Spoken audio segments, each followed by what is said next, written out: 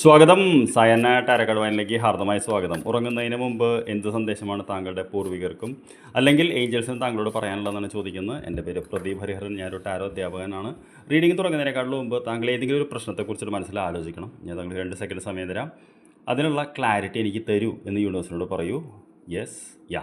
ഇനി ഞാൻ താങ്കൾക്ക് വേണ്ടി കാർഡുകൾ എടുക്കുന്നുണ്ട്. അപ്പോൾ താങ്കളൊരു ചോദ്യം, അല്ലെങ്കിൽ ഒരു പ്രശ്നം യൂണിവേഴ്സിനോട് പറഞ്ഞിട്ടുണ്ട്. അതിനൊരു ക്ലാരിറ്റി, അതാണ് താങ്കൾക്ക് വേണ്ടി താങ്കളുടെ പൂർവികരും അതേപോലെ മാലാഖമാർ തരുന്നത്.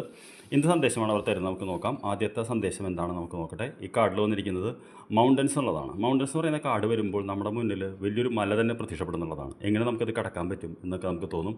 പക്ഷേ ഈ കാർഡിൽ നിന്ന് നോക്കി അറിയാൻ പറ്റും, മല എന്ന് പറയുന്നത് താഴ്ഭാഗത്ത് കൂടിയുള്ളതാണ്. അപ്പോൾ നമ്മളതുപോലെ ആവണം എന്നാണ് പറയുന്നത്. സ്റ്റാൻഡ് യുവർ ഗ്രൗണ്ട് എന്ന് പറഞ്ഞു കഴിഞ്ഞാൽ നമ്മൾ വളരെ സ്ട്രോങ് ആയിട്ട് കല്ല് പോലെ ഉറച്ചു നിൽക്കണം. അതായത് ആടി ഉലയുന്ന ഒരു വ്യക്തി ആവരുന്നുള്ളതാണ്. നമുക്കറിയാമല്ലോ, മല എന്ന് പറയുന്നത് എത്ര മഴ ചെയ്താലും മല അവിടെ തന്നെ ഉണ്ടാവും. അപ്പോൾ അതേപോലെ നാം വളരെ ഉറച്ചു നിൽക്കണം ഈ പ്രശ്നത്തിൽ എന്നാണ് ആദ്യത്തെ സന്ദേശം താങ്കൾക്ക് തരുന്നത്.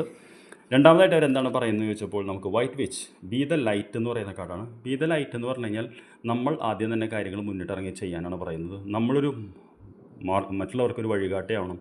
നാം തന്നെയാണ് ആ കാര്യത്തിൽ മുന്നിട്ടിറങ്ങി ചെയ്യേണ്ടത്. മറ്റാരും ഒന്ന് ചെയ്യുമെന്ന് വിചാരിക്കേണ്ട. കല്ലുപോലെ ഉറച്ചു നിന്ന് സ്വയം ഒരു വെളിച്ചമാകൂ എന്നാണ് പറയുന്നത്. അതായത് നമ്മൾ അതിനുവേണ്ടി ഇറങ്ങണം എന്നാണ് രണ്ടാമത്തെ സന്ദേശം തരുന്നത്. ഇനി ഈ വിഷയത്തിൽ മൂന്നാമത്തെ സന്ദേശം എന്താണെന്ന് ചോദിച്ചപ്പോൾ വോറിയർ എന്ന് പറയുന്ന കാർഡാണ്.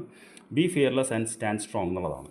ഓക്കെ, അപ്പോൾ ഈ ഒരു സിറ്റുവേഷനിൽ ഭയപ്പെടേണ്ട, ഞാൻ നിന്നോട് കൂടെയുണ്ട് എന്ന് ബൈബിളിൽ പറയുന്ന വചനത്തിൻ്റെ വേറെ വശമാണ് ഉറച്ചു നിൽക്കൂ എന്നുള്ളതാണ്. അപ്പോൾ നമ്മൾ ഈ 3 കാർഡ് നോക്കി കഴിഞ്ഞാൽ നമുക്കൊരു കോമൺ ആയിട്ടുള്ള തീം കാണുന്നത് ഒറ്റയ്ക്ക് നിൽക്കുന്ന മല, ഒറ്റയ്ക്ക് നിൽക്കുന്ന ഒരു വനിത, ഒറ്റയ്ക്ക് നിൽക്കുന്ന ഒരു വോറിയർ എന്നുള്ളതാണ്.